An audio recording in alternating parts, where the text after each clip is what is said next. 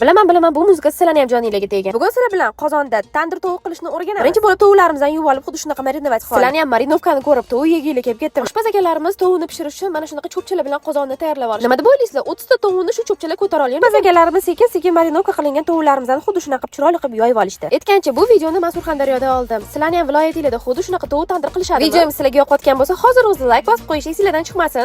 Aytgancha, bu oshpaz akamiz haqida sizlarga ma'lumot bermayman. O'zbekiston va Rossiyada xizmat ko'rsatgan eng katta oshpazlarimizdan bittasi.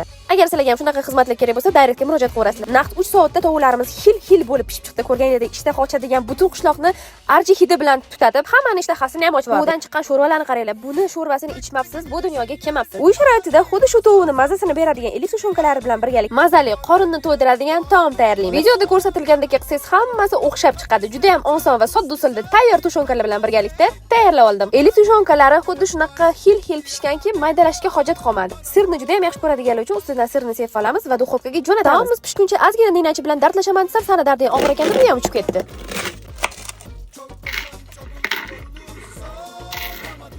Rosta bomba.